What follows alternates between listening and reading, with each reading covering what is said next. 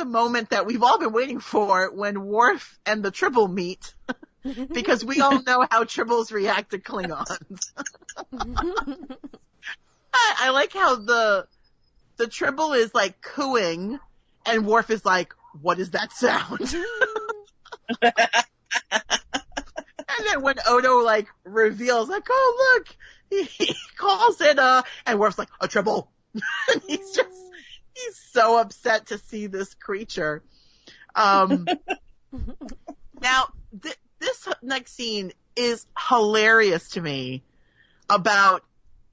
They introduced this idea that the Tribbles were the Klingon Empire's mortal enemies.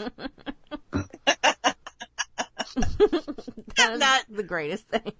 They sent thousands of warriors out to the Tribble homeworld to eliminate them. And they eradicated the entire species. I mean, this is hilarious to me that the Klingons spent time, effort, resources, people to go and fight the Tribbles. Oh man, what did you all think about this storyline or this new sort of canon that the Tribbles were the mortal enemies of the Klingon Empire? I loved all the stuff with Worf because, there's the whole thing later where they're like, or whenever they see the other Klingons and he's like, yeah, they're Klingons. And it's like, what? Because they look completely different. And then the whole thing with the Tribble, like, I just love all of that because it's, instead of, like, really doing a whole lot of backstory, like, some of it is, well, Tribbles are mortal enemies and we don't tell outsiders about why they look different. What about you, Kay?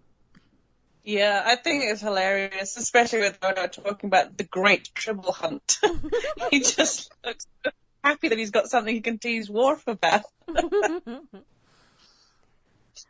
It's just great. I mean, I would...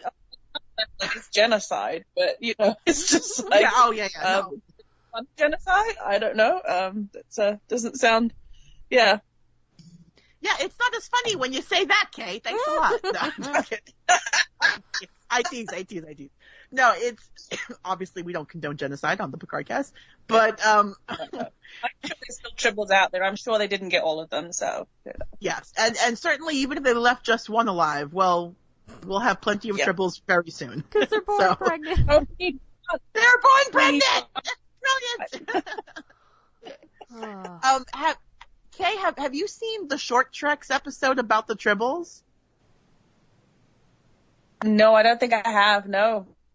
I think it's about maybe 20 minutes tops. It's on, here in the States, it's on CBS All Access. So wherever you've watched Picard, I don't know where you get it in New Zealand. Hopefully you have also the Short Treks, which are those short episodes. Okay. I'll have Amazon Prime here, so I don't know whether they had a license for all the stuff on CBS. So if you have access to it, I highly recommend. They're all really good, and they all sort of touch on different topics within the Trek universe. But the Tribbles episode is especially hilarious because it explores more of the Tribbles and how they came to be the way they are. It's actually pretty funny. Excuse me. So after Worf talks about the great Tribble battles that the warriors still sing songs about, there's alarms start going off on the station and red alert on the Enterprise. So Dax and Sisko are like, well, I guess we should go to battle stations. I do like where Sisko taps his shirt, forgetting that there's no communicator there to contact. Embroidered. Yeah, it's just the embroidered Star Trek logo or the Federation logo. And then he's like, that's right, I need a communicator for this. And this is the part of the episode where the IKS Groth has shown up. That's Koloth's ship. And Dax is basically like, oh, he's not going to attack because, of course, Koloth told Dax this story about the time he traded insults with Kirk and that he wished he could have fought him in battle. And so she's like, oh, she wants to go to K7. She wants to go see her old friend Koloth as a younger man. And Sisko's like, no, not a good idea. And she's like, oh, he's not going to recognize me. It's going to be fun. And he's like, yeah, too much fun. So Dax just wants to she just wants to throw herself into this, into this 100 years ago and relive her past and just have fun with all this nostalgia. And Sisko's like, we have to do a job here, so maybe we should not do that. Yeah, I'm sure Sisko is aware the time cops are going to have to show up. And anyone that knows anything to do with Kirk and temporal stuff, they know the time cops are going to show up to ask them questions. Yes. He probably has that at the back of his mind as well. Yeah, I don't want to have to explain that one to them. Exactly. So then, now we go to Bashir and O'Brien. They're basically also still searching for Darwin. Excuse me. And they run into Lieutenant Watley. This is where we learn her name here, on the turbo lift. And she tells Julian, your flaps open. Which is a nice little tongue-in-cheek joke, about his tricorder. And, she's like, oh, I just transferred over. I have to go into sickbay tomorrow for my physical.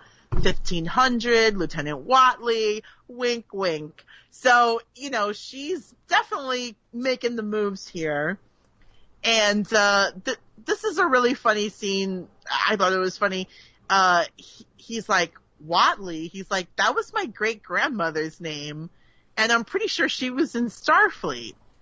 And O'Brien's like, well, it's just a coincidence. And then Julian says, no one ever met my great-grandfather. So he thinks that he basically is destined to meet up with this woman and have an affair with her, and that he'll become his own great-grandfather. Which, I mean, it's very Back to the Future-ish here. But it's like, if he realizes that now, wouldn't he have realized that before? You know what I mean? I don't know. Yeah, yes, it's a time paradox. And, it's a little Doctor Who-ish, too, if you ask me. It's got that, it's got that time paradox thing. You go back in time and there is an episode of Doctor Who that has, one of those kind of Back to the Future moments, but it's Rose and her dad instead of, Marty and his mom. Mm-hmm. Yeah, so Bashir's convinced that he's destined to become his own great-grandfather, and O'Brien's just like, you're disgusting, and I'm not talking about this anymore. And so O'Brien's basically like, no, you're wrong, and there's no way. And Julian says to him, which is just a silly thing to say, I can't wait to see your face when you find out I never existed. And O'Brien's just like, ugh, I can't with you. I just can't with you. Oh. So now we get another spliced in scene coming up here. Sisko and Dax are working on another panel, excuse me, in an effort to keep scanning for Darwin. And, we see Kirk and Spock walk in, to the scene. And this is, a scene where Kirk is talking to people on the station. And, so the scene, the set where Dax and Sisko are that was shot on a separate set because in the original episode, there is no panel on that wall behind them. So they shot that on a separate set and then, excuse me, and then dropped that whole thing into this episode. Is that something you knew, or is that something you looked up? Because I feel like you would have been like, hey, where'd that panel come from? Now, you're right that is a thing I would probably say, but I actually did look that up. And then I went back and watched the scene, and I said, oh, look, they're right. There is no panel back there. Yeah, I looked that up on Memory Alpha. So, they see Spock and Kirk, and Dax is saying, he's so handsome. Look at those eyes. I never realized. And of course, Sisko thinks she's talking about Kirk, and she's like, no, Spock. And it's so on brand for Jadzia, right? Like, she's always attracted to the guy that you don't think she's going to be attracted to. Like, there was like a recurring character that was like, they would always like meet up for dinner when he was on the station, and like he had an exposed brain, and she thought it was handsome. And no one could figure out like what she saw in this guy. Yeah, so of course she doesn't really care about Kirk. She's more attracted to Spock, of course.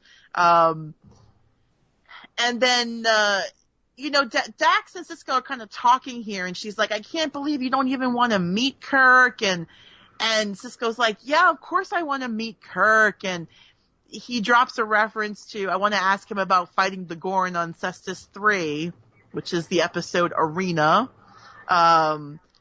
Which is another one of my absolute favorite episodes. Mm-hmm. And, of course, Sisko's like, yeah, I'd love to meet Kirk. I'd love to talk to him, but, like, we can't cross streams. Like, we can't cross the timeline here. And, Jadzia's just sort of still, like, living in this nostalgia, and Sisko's just like, oh my God. Like, he's just, listen, just stick close to me and stop trying to talk to people in the past. So we go back to K7, and Bashir and O'Brien now join Odo and Worf. And of course they're annoyed because they're like, oh, we've been all over the ship, and you guys are just like sitting here like having drinks and chilling. Like, how come I didn't get this assignment, And then we get like a really fun, more splicing is happening in the scene. We see people coming into the bar from the Enterprise. And so now this is the scene another scene I think most people were waiting for. How are they going to explain the Klingons? Because their look was very different in the original series. And of course, the waitress points out the Klingons to them. And they're like, those are Klingons? And they look at Worf and they're like, would you like to explain this? And so here Worf does not give any explanation. He just says, it's a long story and we don't discuss it with outsiders. And yeah, and so this physical difference would not be fully explained until Enterprise, and there's 2 episodes of Enterprise that specifically deal with this, of how the Klingons, why they looked this way. It's the episode Affliction and Divergence. So if you haven't seen those episodes, they do basically give an explanation, a reason why the Klingons looked so different from original series to the Next Generation.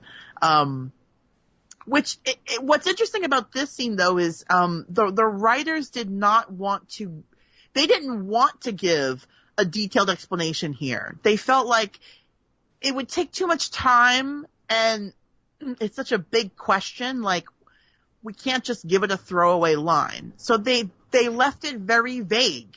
Of like, well, was it this? Was it that? And Worf is like, we don't talk about it. Yeah, and as well, because it's not really relevant to the current story, it would have slowed down the pace of the actual story itself. You sit there making a really long explanation of everything. It's got, Mm-hmm. And I do think it was the right choice because it's like, this is a big part